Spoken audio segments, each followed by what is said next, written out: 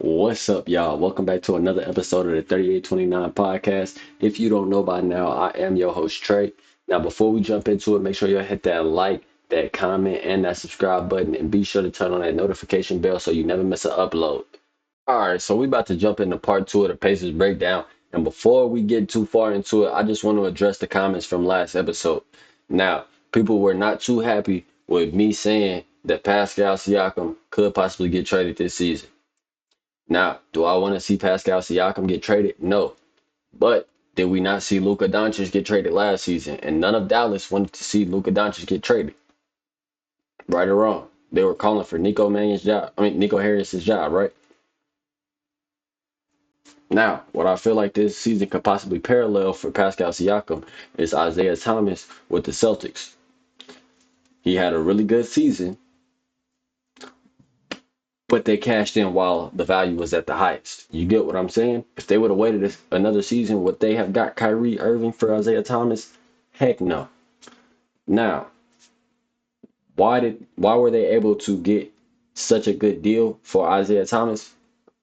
Because they had a system that was built for Isaiah Thomas to thrive, i.e., they cashed in while his value was the highest. Were Celtics fans happy seeing Isaiah Thomas go? No. They were able to live with it because they brought in Kyrie Irving. But were they happy seeing Isaiah Thomas go? No. And by the time Kyrie Irving left, I promise you, they much rather would have kept Isaiah Thomas.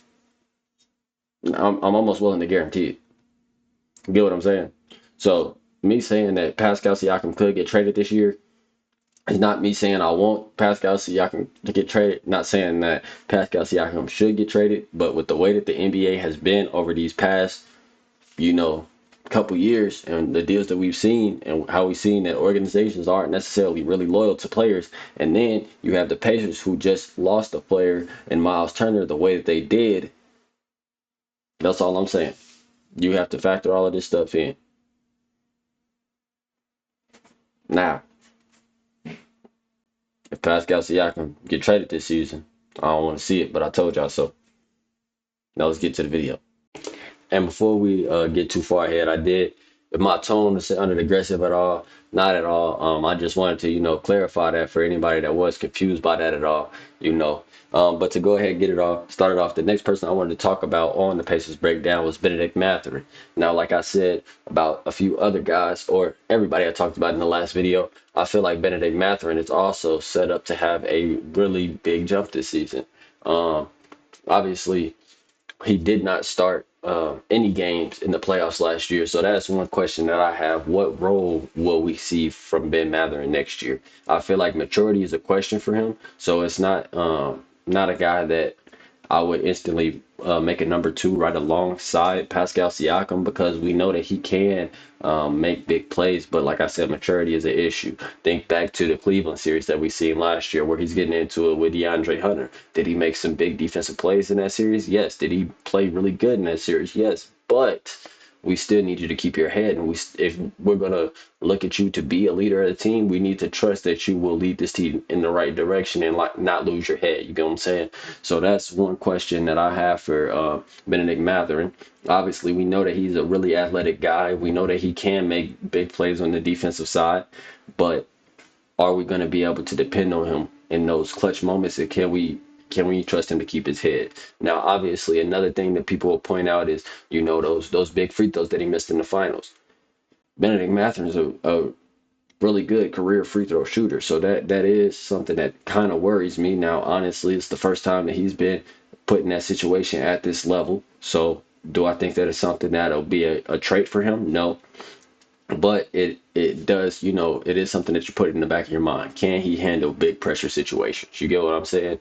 With him being as good of a free throw shooter that he is, the fact that he missed both of those free throws, it does, raise alarms. But he is still a young guy. You're not going to throw somebody away just off one thing.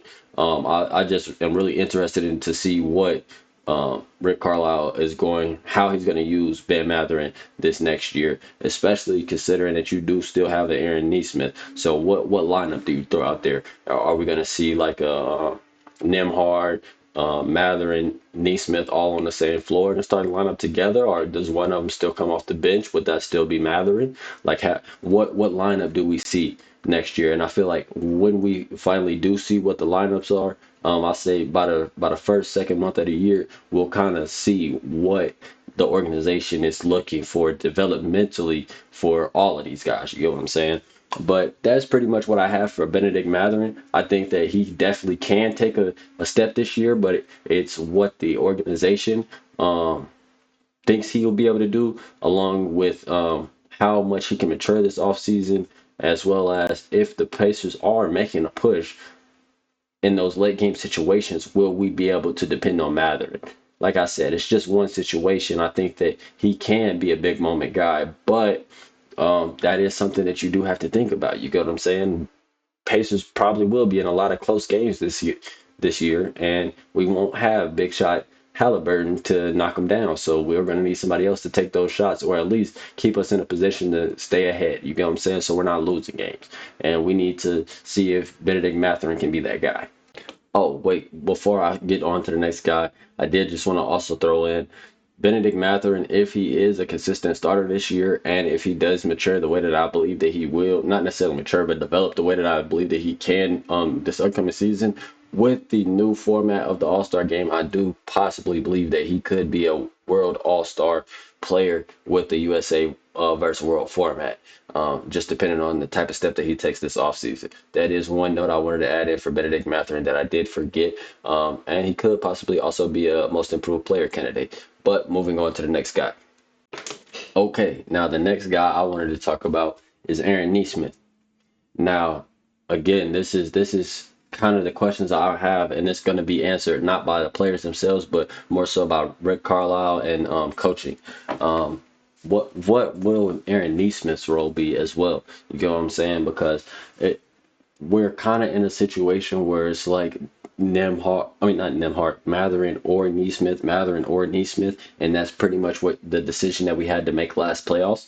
But now with the opening in the starting lineup, which way do we go?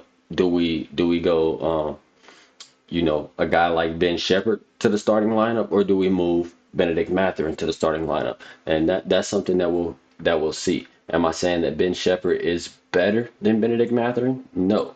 But does the organization believe that they that Benedict Matherin would be better, or golly, I'm supposed to be talking about Nesmith, but I'm still talking about Benedict Matherin. But I can continue what I'm saying. So Benedict Matherin obviously was our scoring punch off the bench last year, or that's what we were looking for him to provide. Nesmith was our defensive stopper. We used him on Jalen Brunson. We tried to implement him for SGA. It was not as successful. I feel like Nembhard was able to do a little bit better of a job.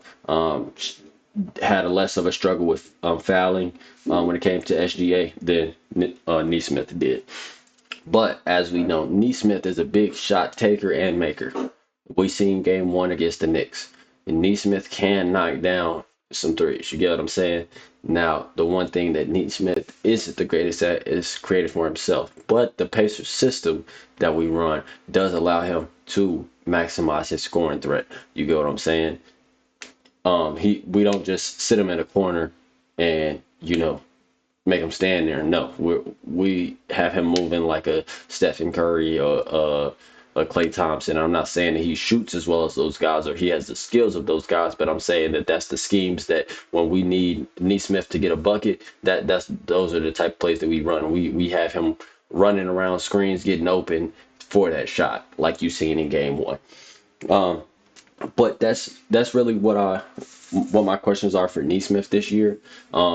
I don't think that he'll see as big of a jump. Not saying that he won't still be an impactful player. I'm just saying that since he doesn't create for himself as much, I don't feel like he'll see as much of a scoring jump, especially because you are seeing a great playmaker like Tyrese Halliburton come off the floor. So we'll have to see what the creation is like for the Pacers next year. You go what I'm saying? I know that's something I said that I would be looking at Nembhard. How well will he be able to create for other guys on the floor? But that's pretty much all I had to say for Nesmith.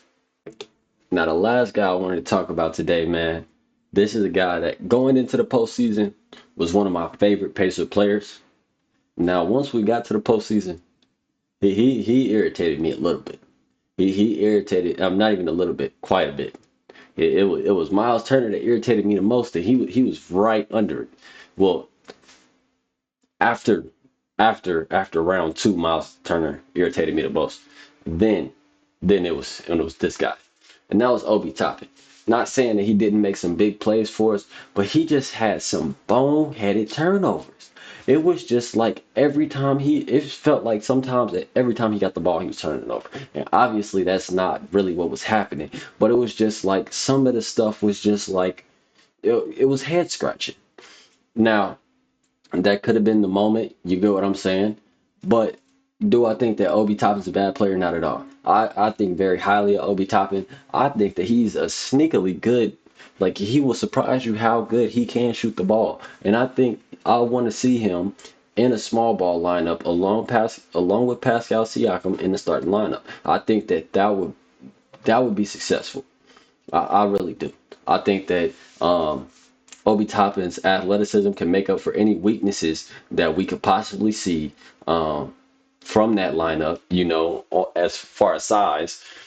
And we know that he has jump out the gym ability. Like I said, he has a sneaky 3-point ability. He shot 37% last year from three. The year before that, he shot 40% from three. It like the boy can actually put that ball in the bucket from deep. So I think really the sky's the limit for Obi Toppin. Let's not forget that the year that he was drafted, before John Morant exploded, people were talking about Obi Toppin being the number 2 pick in that draft. So the fact that we ever even got Obi Toppin, and this is something I was saying, like I said, I wasn't even the biggest fan of him from the playoffs, so it's not even playoff hype. This is just fact that I feel. You get what I'm saying? So I feel like Obi Toppin is going to be a standout next year. Again, somebody that could possibly be a most improved candidate. And I know I said that about a lot of the Pacers guys, but when you take away a star like Tyrese Halliburton, everybody has the opportunity to step up. So the guy that does it, I feel like at the end of the day, will be a most improved candidate. Now, the NBA just released their preseason predictions, asking all 30 execs from all teams that what they think that this season will hold. And they didn't even have the Pacers being a top 8 team this season. I think that that's blasphemous. I think that the Pacers will definitely be a top 6 seed. If you seen the last Pacers breakdown, as I said, that I think that if the Pacers for some reason are underachieving, that Pascal Siakam could possibly see the trade block. And like I said earlier in the video, that's not something that I do want to see. That's just something that with the NBA, the way the NBA has been moving recently, that I could possibly be seeing. And obviously, the fact that other outlets are covering it, it's not just me that's thinking it. This is something that could possibly happen. You get what I'm saying? Because Siakam's value will be highest, like Isaiah Thomas's was when he left the Celtics. Um, we could possibly see him in a trade. That's it. You know what I'm saying? I don't want to see it, but Dallas fans didn't want to see Luka get traded. They were calling for Nico Harrison's job. Did he get traded? Yes. That's all I'm saying. That's all I'm saying. So don't say that it's a bad take or anything like that, because if it happened, you get what I'm saying? Not saying I want it to happen, but it's something that could happen. With that being said, I'm going to go ahead and hit the outro. All right, y'all, that's going to wrap it up for this video. If you have not already, make sure you hit that like, that comment, and that subscribe button. Be sure to turn on that notification bell as well, and share this with a Pacer fan that you know, man. Now, in the comments, tell me, do y'all think that the Pacers can make the playoffs this year? And if so, what seed do y'all think they will be? Do y'all agree with these NBA execs that they're not even going to be a play-in team? They didn't even have them. Well, they didn't say that they weren't going to be a play-in team. They only listed the top 8 teams, but they said that the Pacers aren't going to be a top 8 team. Now, if y'all want to see episode 1 of this breakdown, then it will be right here. My bad. It's not over here. It's not over here. Make sure you hit the subscribe right here. The subscribe right there. But hit this video right here if y'all want to see part 1 of the Pacers breakdown. And I'm going to catch y'all next time.